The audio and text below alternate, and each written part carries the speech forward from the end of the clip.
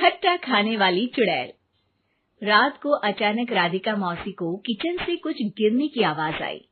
उन्होंने बाहर निकल के देखा तो किचन में उन्हें कोई सफेद साड़ी में दिखा।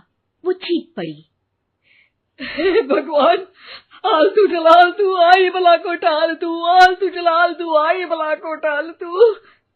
राधिका मौसी को चीखते सुनकर श्रवण बाहर आता है भागते हुए। अरे माँ, क्या हुआ? क्या देख लिया? दादी माँ आ गई क्या सपने में? अरे बेटा, रसोड़े में देख तो कौन है? श्रवण रसोड़े में झांक कर देखता है और उसे कोई नहीं दिखता अंदर। अब रसोड़े में तो कोई नहीं है माँ। कोई सफेद साड़ी में नहीं है क्या? नहीं माँ, कोई भी नहीं है। चिल्लम चिल्ली की आवाज सुनकर काजल भी वहां आ जाती है। अब क्या हो गया माँ जी? अरे बेटा, रसोड़े में एक चुड़ैल थी सफेद साड़ी में। अरे क्या कर रही थी वो अंदर? अरे बताया नहीं, कल आएगी ना तो पूछ लूंगी। चुड़ैल जी, आपका क्या प्लान है? माँ जी, रात बहुत हो गई है, आपने कोई बुरा सपना देखा होगा, चलिए सो जाइए। राधिका मौसी सोने तो चली जाती है, पर उनको रात भर नींद ही नहीं आती। वो कुछ भी उलझुल बातें सोचने लगती है। कहीं चुड़ैल की वजह से तो घर में टेंशन नहीं हो रहा, कहीं उसी की वजह से तो वो दादी नहीं बन पा रही। सुबह जब राधिका मौसी रसोड़े में छानबीन करती है तो पाती है कि नींबू का अचार गायब है। चुड़ैल नींबू का अचार ले गई, मुझे तो ठीक नहीं लग रहा कुछ। चुड़ैल को भी पता है कि जिंदगी का असली मजा तो खट्टे में ही है। राधिका मौसी झट से श्रवण को फोन कर देती है। बेटा, मुझे समस्या समझ में आ गई है, हमें एक तांत्रिक की जरूरत है। अरे क्या बोल रही हो माँ, तांत्रिक की क्या जरूरत है? आप पूजा पाठ तो कर ही रही हो ना। आलतू जलालतू मंत्र सारे फालतू जैसे कुछ मंत्र पढ़ो, चली जाएगी अपने आप चुड़ैल। अरे नहीं बेटा, कभी चुड़ैल को कम नहीं समझते। अरे तुझे पता भी नहीं चलेगा कि कभी वो छल करके काजल की जगह घर की बहू खुद बन जाएगी। क्या माँ, कुछ भी बोल रही हो? कहाँ काजल और कहाँ चुड़ैल? वैसे एक बात बताओ, काजल को अगर गाने के लिए बोल देना तो चुड़ैल काजल की आवाज सुनकर घर तो क्या, धरती लोग छोड़कर चली जाएगी। तुम ना पढ़े लिखे बच्चे हर चीज को मजाक समझते हो। तुम रहने दो, मैं खुद ही तांत्रिक को बुला लेती हूँ। अच्छा सुन, शाम को इमली लेके आना। क्या है कि चटनी खाए बहुत दिन हो गए है ना? नहीं माँ, इमली तांत्रिक से ही मंगवा लो ना, आटा वगैरह भी उसी से पिसवा लेना। देखो मुझे काम करना है।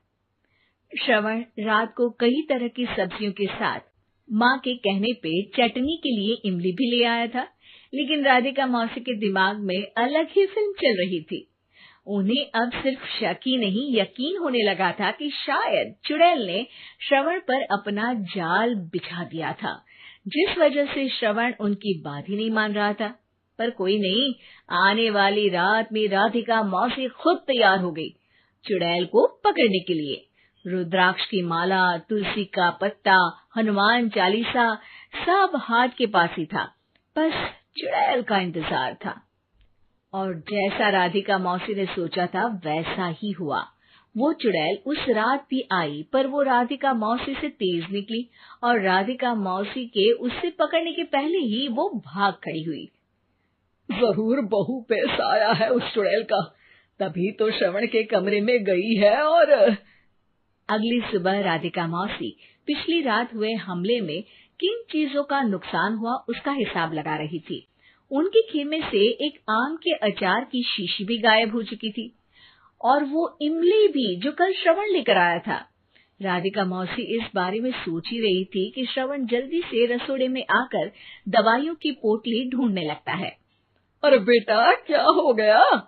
अब माँ, वो काजल की तबीयत खराब है, बहुत घबराहट हो रही है उसे। हे भगवान, मैंने पहले ही कहा था कि तांत्रिक को बुला लेते हैं, पर नहीं, अब देखो उस चुड़ैल ने काजल को अपने वश में करना शुरू भी कर दिया है। हालांकि श्रवण भूतों में विश्वास नहीं करता था, पर अब वो भी डर जाता है और राजी हो जाता है एक तांत्रिक को बुलाने के लिए। कुछ ही घंटों में तांत्रिक आ जाते हैं और राधिका मौसी तांत्रिक जी को सब बता देती है।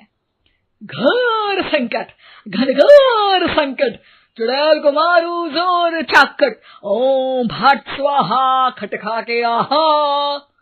अरे ये क्या मंत्र है? मेरे खुद के ओरिजिनल मंत्र है, कल रात को ही लिखे हैं, अच्छे लगे तो दाद चाहूंगा। एक और मंत्र सुनो। अर्ज किया है आब्राकडाब्रा, दिल्ली बम्बई आगरा, चंदा मामा सोवरले सुरन मामू जारा। ये मंत्र है? अरे कोई 40 वालीसा पढ़ो ना। वक्त कम है, 40 नहीं पड़ेंगे, 20-25 में काम चलाना पड़ेगा। अलग निरंजन जाके लंदन, मुफ्त का मंजान घिस मेरे नंदन। अरे जल्दी करो तांत्रिक जी, जल्दी करो। तांत्रिक अपने उल झलूल मंत्र पढ़ने लगता है। श्रवण को तांत्रिक पे शक होता है। वो अपने एक डॉक्टर दोस्त को कॉल कर देता है ताकि कोई अनहोनी हो तो इमरजेंसी में चीजें मैनेज हो जाए। तांत्रिक धुनी रमाता है, जिसकी वजह से कमरे में काफी धुआं हो जाता है और जिसकी वजह से बहू की घबराहट बढ़ जाती है। अब भागेगी चुड़ैल। हाँ। बहू खांसते हुए धुएं से बचने के लिए बाहर चली जाती है। अरे भाग रही है, भाग रही है। पीछे पीछे श्रवण भी जाता है। बहू एक सोफे पर बैठ जाती है। तभी डॉक्टर दोस्त आ जाते हैं और श्रवण को पानी लाने के लिए कहते हैं। थोड़े चेकअप के बाद डॉक्टर कहते हैं, मेरे हिसाब से जाप का काम पूरा हो गया है। क्या मतलब? अरे कुछ भी नहीं माँ, कोई चुड़ैल नहीं है, खुशखबरी है, अब दादी बनने वाली है। मगर वो सब अचार के डब्बे। श्रवण दोनों अचार के डब्बे अपनी माँ को दिखाता है, जो कि उनके बिस्तर के नीचे छुपे हुए थे। आपने सही बोला था माँ, वो चुड़ैल काजल ही थी जो खट्टा खा रही थी। हमें कल ही पता चला, पर हमने आपको ये तांत्रिक वाला काम करने दिया ताकि आपको भरोसा हो जाए कि भूत वगैरह कुछ होता ही नहीं। अच्छा अच्छा, ये तो बड़ी खुशी की बात है, पर बेटा मुझे एक झाड़ू तो ला दे। क्यों माँ? ये तांत्रिक का भूत उतारती हूँ मैं। अब तांत्रिक राधा मौसी के डर से घर से भाग निकलता है और राधा मौसी उसके पीछे भागती है। अरे संकट ये घनघोर है, तांत्रिक मुआ चोर है।